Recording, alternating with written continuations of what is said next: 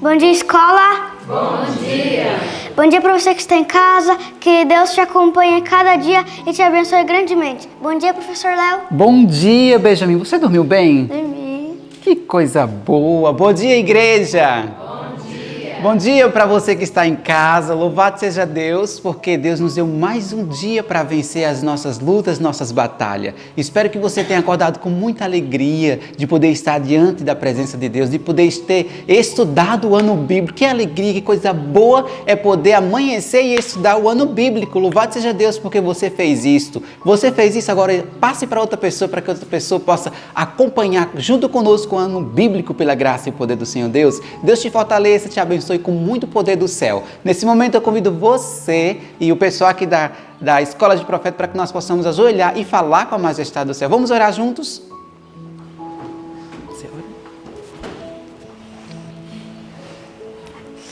Santo Deus, eterno Pai, muito obrigado por hoje, cuide nos abençoe, também abençoe cada um que está aqui, também abençoe as pessoas que estão nos assistindo, que eles possam ser abençoados grandemente e que o Senhor habite no coração de cada um que está aqui, Senhor Deus. Também abençoe e não queremos louvar a Ti, em nome de Jesus, amém. Benjamin, qual é o hino que nós vamos louvar o nosso Deus? 75, Fé à Vitória.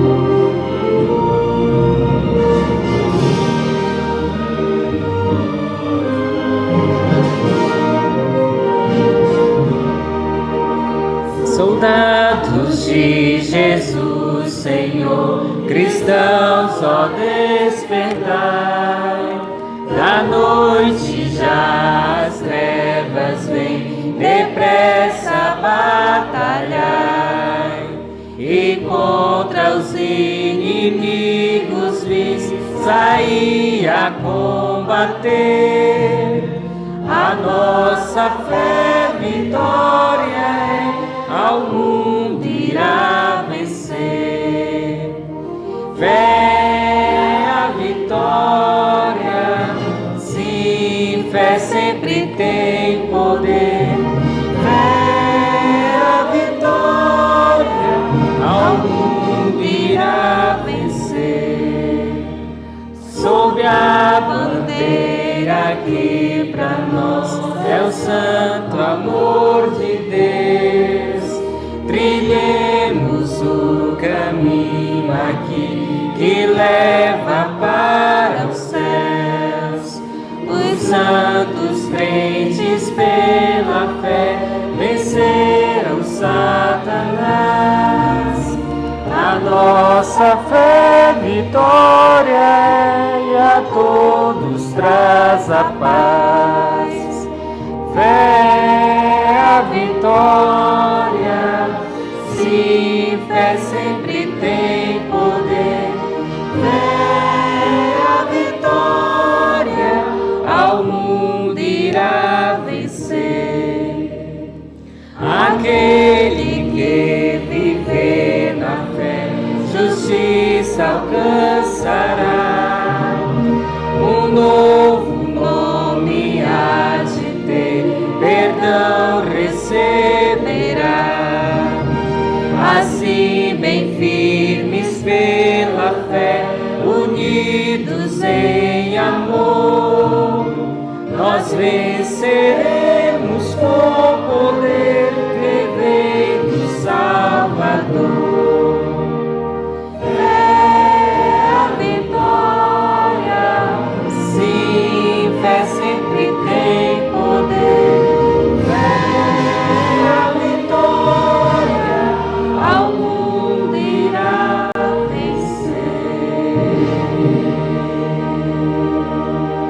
Amém, louvado seja Deus, que hino bonito, né? Fé e a vitória. Nesse momento chegou esse momento muito importante, que é o que, Benjamin? Vamos falar o nosso texto. Que está onde?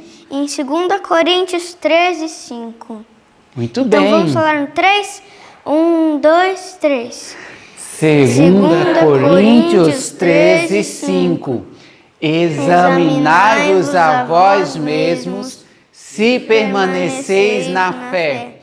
Provai-vos a vós mesmos, ou não sabeis quanto a vós mesmos que Jesus Cristo está em vós, se não é que já estáis reprovados.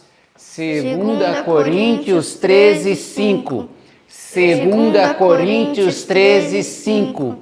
Examinai-vos a vós mesmos, se permaneceis na fé. Provai-vos a vós mesmos, ou não sabeis quanto a vós mesmos que Jesus Cristo está em vós, se não é que já estáis reprovados. 2 Coríntios 13, 5. 2 Coríntios 13, 5. Examinai-vos a vós mesmos, se permaneceis na fé. Provai-vos a vós mesmos, ou não sabeis quanto a vós mesmos que Jesus Cristo está em vós, se não é que já estáis reprovados. 2 Coríntios 13, 5. Muito bem, louvado seja Deus. E convidamos você para que você possa estar conosco para fazer o ano bíblico, não é, Benjamin? Bom dia novamente. Nessa madrugada, nossas atenções foram direcionadas justamente para o capítulo 48 até o capítulo 50 do livro de Jeremias. Também estudamos o livro de João, no capítulo 6, no verso 16 até o versinho 21. E estudamos o capítulo 40 do livro Desejado de Todas as Nações, que teve como título Uma Noite no Lago. Mas antes de estarmos abordando os assuntos relatados tanto em João quanto no Espírito de Profecia, nós vamos estudar os relatos descritos lá em Jeremias, a partir do capítulo 48, como já se foi dito. Algo muito interessante nesses capítulos é que veio falando sobre os juízos que iriam acontecerem em algumas nações que estavam em total apostasia e rebelião contra Deus. Mas algo que se torna evidente é que o juízo só vem quando os gritos de misericórdia de Deus são recusados. Então aí que o juízo vem. Infelizmente, essas nações recusaram os gritos de misericórdia de Deus. E a consequência dos seus atos deliberados agora iria vir sobre eles.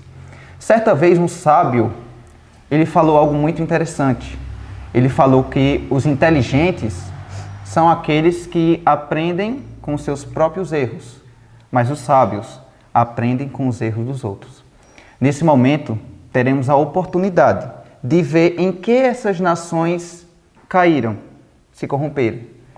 E vamos ter a oportunidade de não cair nesses erros que eles cometeram, sendo assim, nos tornando assim pessoas sábias e pessoas prudentes. A partir do capítulo 48, veio logo falando sobre a profecia contra Moabe, os moabitas, que eram descendentes de Ló com uma de suas filhas. E o capítulo 7 nos mostra qual foi o erro dessa nação. E diz o quê? Que eles confiaram nas suas próprias obras e em seus próprios tesouros. Júnior, é algo muito perigoso confiar na nossa própria força, no nosso próprio jeito. E Moabe estava nessa situação. Por que é perigoso? Porque o homem, em sua própria força, é fraco e não consegue resolver nada. Então devemos tomar cuidado a respeito disso. Outros erros de Moabe foi o quê? Versinho 26, fala que se engrandeceu ante o próprio Deus. Acaso tem como a criatura ser maior que o Criador? Depois desses pecados que eles estavam cometendo, ainda veio a soberba, a arrogância, o orgulho e a altivez de coração. Isso tudo culminou o quê? Trouxe o quê para Moabe? Trouxe grandeza? Não, trouxe destruição. Então que nós possamos realmente aprender com esses erros e não colocá-los em prática. Ser pessoas sábias e pessoas prudentes.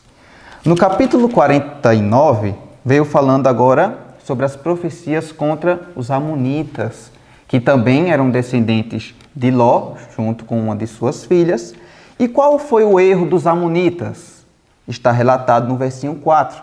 Fala que foram rebeldes contra o Senhor e confiaram em seus tesouros. Perceberam? Tanto os moabitas como os amonitas caíram basicamente no mesmo erro, de confiar no seu próprio poder, de confiar no seu próprio braço. Mas mesmo sabendo dessas artimanhas de Satanás, porque tudo isso é engano de Satanás, por que ainda hoje em dia existem tantas pessoas que caem nos mesmos erros? Satanás, desde do passado, desde antigamente, continua com os mesmos enganos de sempre. Enganou Eva por meio da alimentação, continua enganando muitos nos dias de hoje por meio da alimentação também. E dentre outros recursos que ele se utiliza. Mas por que as pessoas não acordam? As pessoas têm contato na Bíblia, como que Satanás trabalha, as metodologias dele, e mesmo assim insistem em permanecer no erro e permanecer caindo. Vocês sabem por que Satanás continua com os mesmos enganos de sempre? É porque desde a antiguidade ele utiliza do melhor que ele tem. Por isso que ele continua com a mesma metodologia, porque ele usa o melhor para te derrubar. Então, tome cuidado, se apeguem-se a Deus e deixe Deus transformar a vida de cada um de vocês.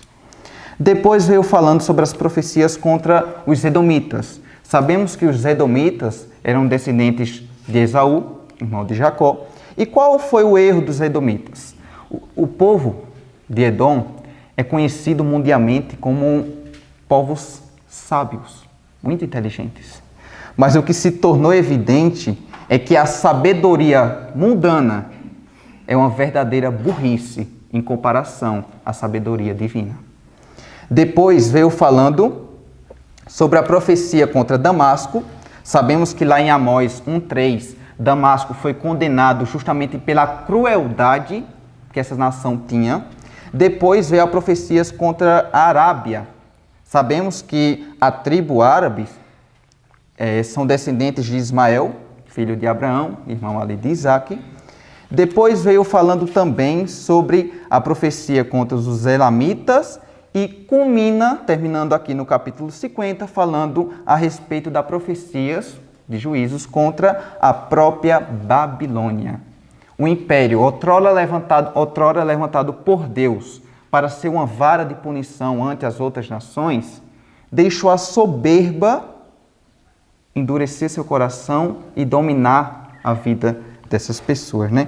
Fala no verso 14 que o motivo da destruição seria justamente o seguinte: porque ela pecou contra o Senhor.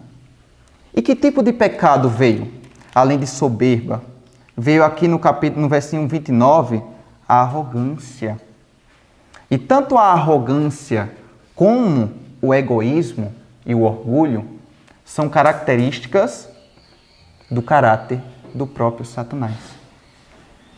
E isso tudo está em contrafação com o que Jesus nos pede, com o que Jesus nos ensina. O que Jesus nos ensina? Mansidão e humildade. Jesus diz: mansidão e humildade são condições do sucesso e da vitória. Enquanto Satanás diz: seja orgulhoso, seja arrogante. Tudo em contrafação, tudo querendo levar cada um de nós à ruína. Mas que nós possamos dar ouvidos a Jesus e não ao inimigo. E para terminarmos esses relatos aqui de Jeremias, vem nos contando aqui no versículo 38, outro fato muito interessante, o que levou à queda de Babilônia, que foi justamente a adoração à imagem de escultura. E sabe o que relata? Fala que os moradores de Babilônia estavam enlouquecidos, porque estavam fazendo essas práticas horríveis aos olhos de Deus. Então, em resumo, adorar coisas erradas fazem o que com a pessoa? Deixam as pessoas enlouquecidas. Então, que nós possamos tomar cuidado e que os erros dessas nações possam ser os acertos de cada um de nós. Que Deus possa estar iluminando nossas vidas. E agora nós vamos partir para os relatos tanto de João quanto do Espírito de Profecia, aqui do Desejado de Todas as Nações, capítulo 40.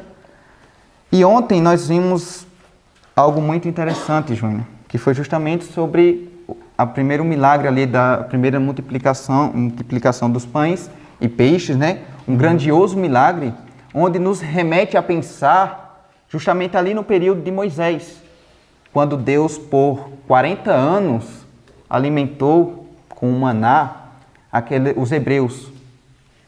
E o mesmo Deus que passou tanto tempo alimentando os hebreus, foi o mesmo Deus que operou esse milagre para alimentar os judeus aqui no Novo Testamento.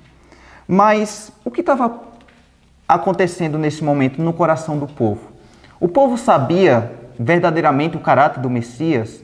Será que o povo sabia verdadeiramente o que Jesus iria fazer? O que estava se passando, Júnior?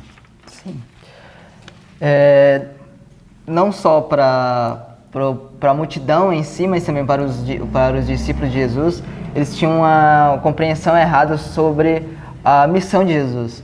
Eles criam que ele era um Messias, de fato, mas que ele era o rei e que ele deveria vir como o rei e assumir o trono de Davi.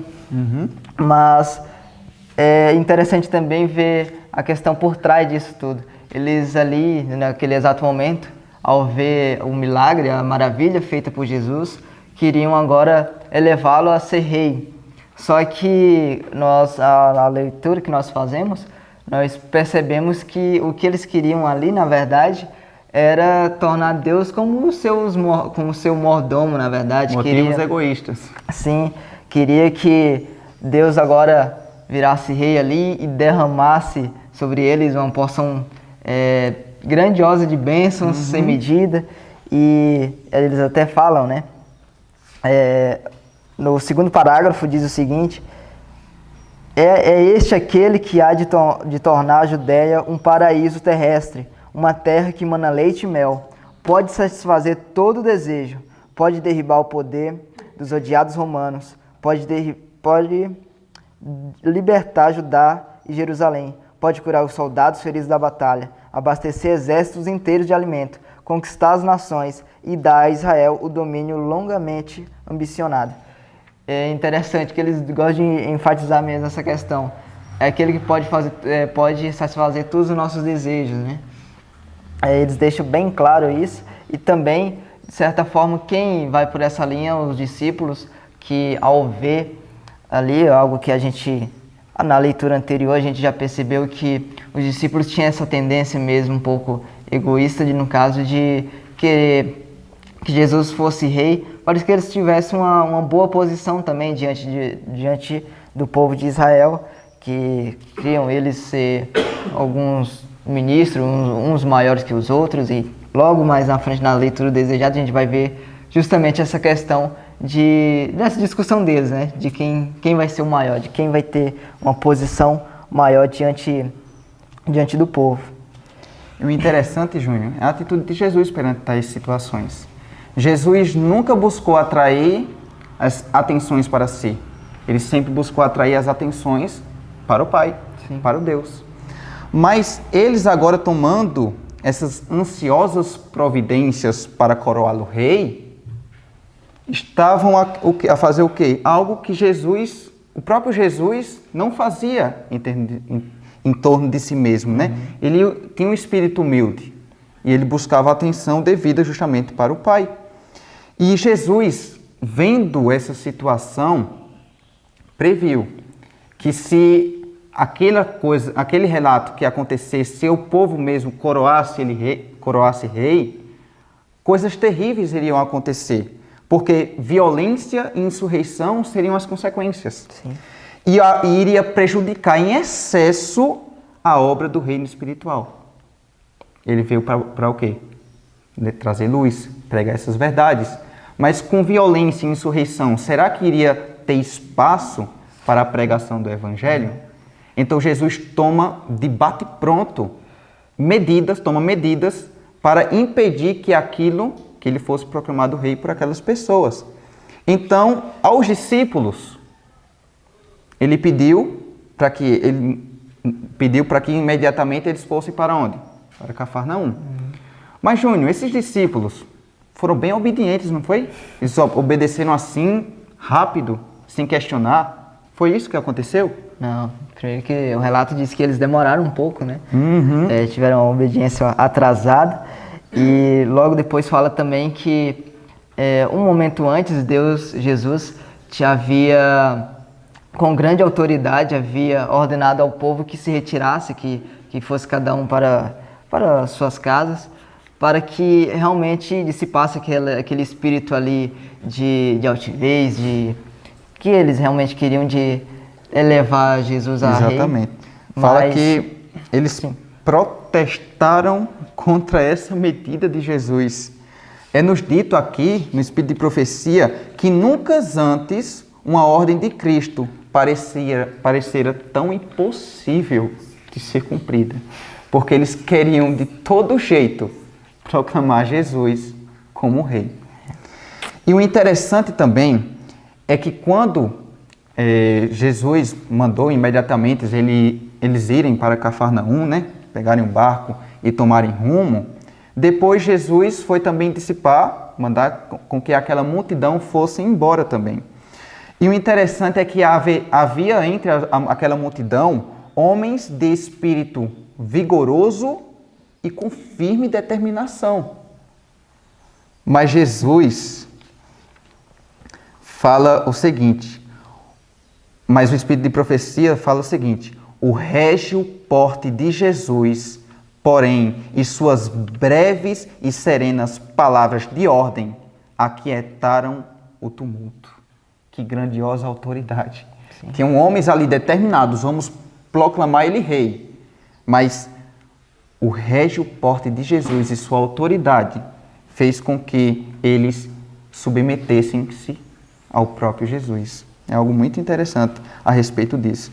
Mas depois que ele dissipou essa multidão, ele foi fazer o quê, Júnior? Ele foi para uma montanha fazer o quê? Ele se retirou para orar justamente por aquele povo e pelos discípulos também.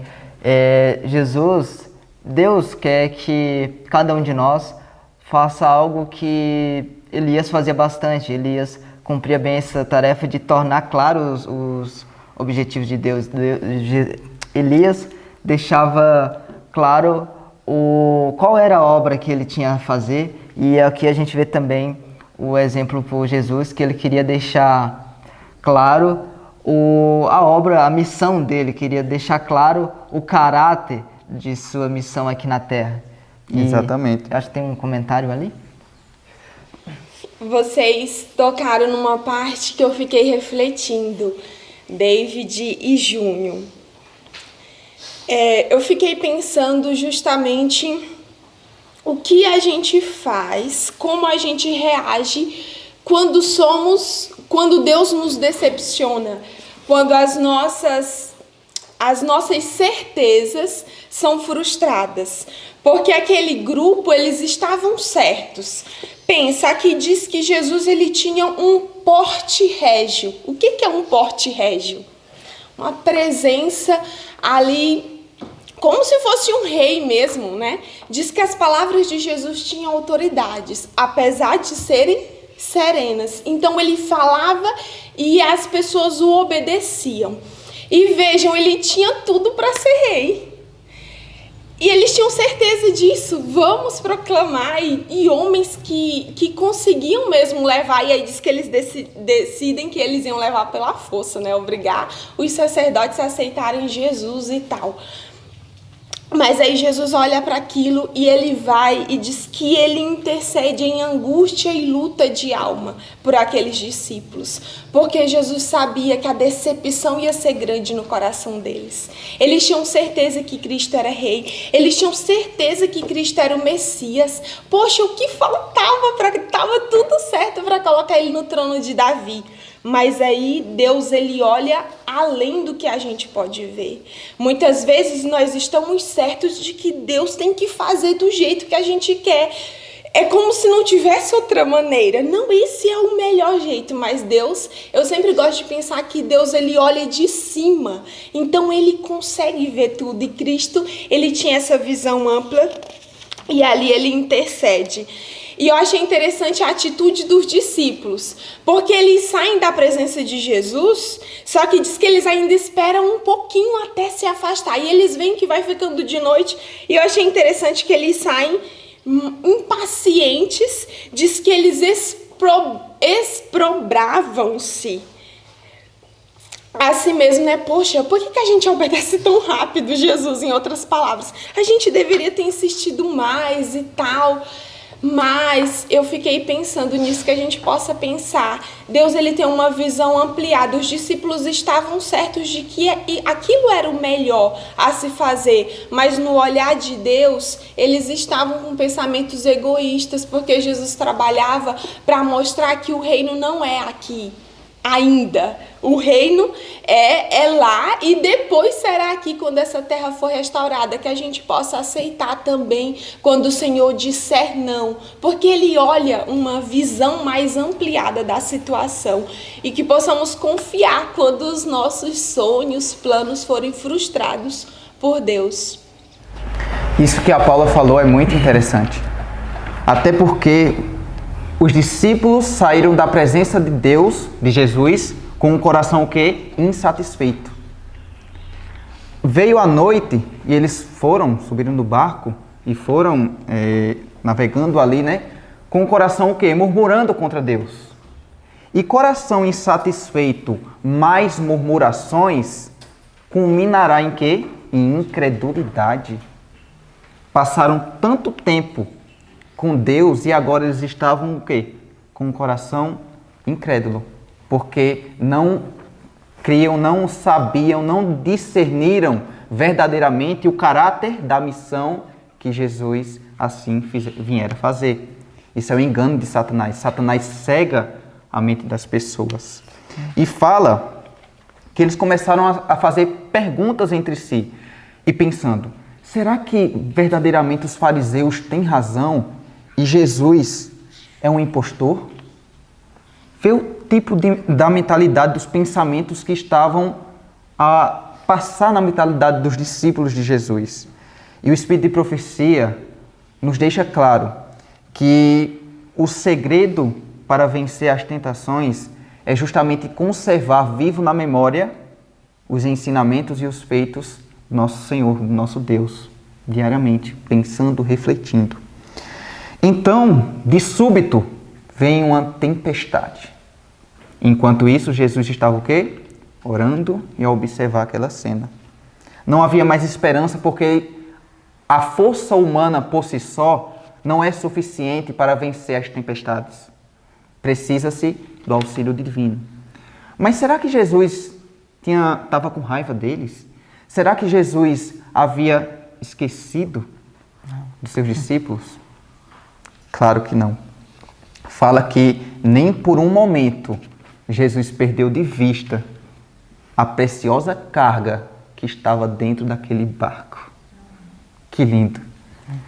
Irmãos, se vocês estiverem passando por trevas espirituais, eu sei, é difícil, mas nós temos certeza de um auxílio, que é Cristo.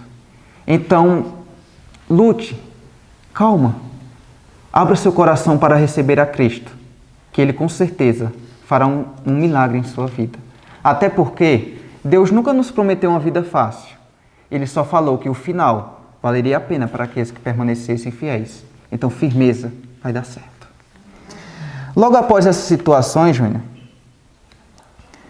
Jesus ele toma a decisão de fazer o quê? De ir caminhando sobre a água. Aqueles discípulos destituídos de esperança,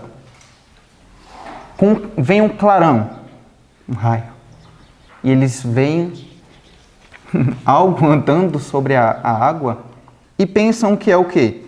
É um vulto, é um fantasma, é um inimigo.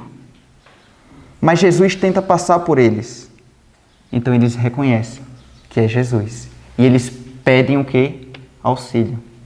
Então Jesus vem com a frase o quê? Tende bom ânimo, sou eu, não temas. Quando Jesus falou, sou eu, essa expressão é a mesma utilizada quando Moisés perguntou lá na sarça ardente, em nome de quem eu vou me apresentar ante o faraó? Em nome de qual Deus? Então, o próprio Deus disse, vá, representando como o nome de eu sou. Então, qual o ensinamento Jesus estava querendo passar naquele momento? O seguinte fato, o mesmo Deus que abriu o mar vermelho para salvar os hebreus, era o mesmo Deus que tinha poder, que tinha autoridade sobre o mar da Galileia para acalmar aquela tempestade. Que bênção. E Pedro, qual foi a atitude de Pedro ante essa situação? Pedro tem uma atitude muito interessante. Ao ver Jesus, ele às vezes parece até lembra um pouco uma criança, né? Onde vê o seu pai de longe e pede, né? Eu posso ir até você, eu posso ir até o Senhor. E Jesus, de forma muito carinhosa, concede a ele a permissão de ir até lá. E depois, logo depois dessa atitude muito bonita de Pedro, ele tem uma atitude já errada, né? Enquanto ele estava olhando para Jesus, enquanto ele estava no anseio de buscar Jesus, ele estava caminhando, estava em pé, estava fixo e estava prosperando no seu caminho. Mas ao olhar para trás, ao olhar para os outros discípulos, e de repente eu creio que por um momento ele até deve ter pensado, nossa, eu estou andando sobre as águas enquanto os outros estão lá ainda. E logo devido a esse acontecimento, Pedro tem uma derrocada, ele cai. Exatamente. Mas ainda assim, Deus com seu terno amor, cede novamente, estende seu braço a ele e o salva, o resgata. E é justamente sobre Pedro que nós podemos tirar algumas lições. Foi por confiar em si mesmo que Pedro afundou. Sim. Foi por dormir demais, quando deveria estar orando, que ele deu largos passos para negar Jesus 3 vezes. Porém, foi pela transformação operada por Cristo que ele foi salvo e adentrará nas mansões celestiais. Então, se houve perdão e restauração para Pedro, com certeza há perdão e restauração para cada um de nós. E nós podemos concluir, Júnior, lendo o que se diz lá em Isaías, no capítulo 43, do verso 1 ao 3. E fala o seguinte: não temas, diz-nos o Senhor, né? Porque eu te remi, chamei-te pelo teu nome, tu és meu. Quando passastes pelas águas, estarei contigo. E quando pelos rios, eles não te submergirão. Quando passares pelo fogo, não te queimarás, nem a chama arderá em ti, porque eu sou o Senhor teu Deus, o Santo de Israel e o teu Salvador. Amém. Que nós possamos encontrar verdadeiro descanso nessa promessa.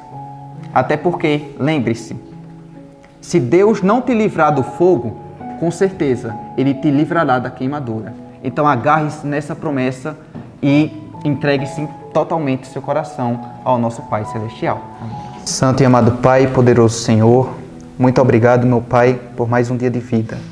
Obrigado por esses preciosos ensinamentos que o Senhor assim deixou registrado. Te rogamos, meu Pai, a descida do Espírito Santo sobre nós, amém, para que nós possamos colocar em prática tudo o que o Senhor nos ensina. Esteja nos iluminando, restaurando nossos corações, dar-nos ânimo e fé, em nome de Jesus Cristo. Amém. Amém. Até amanhã.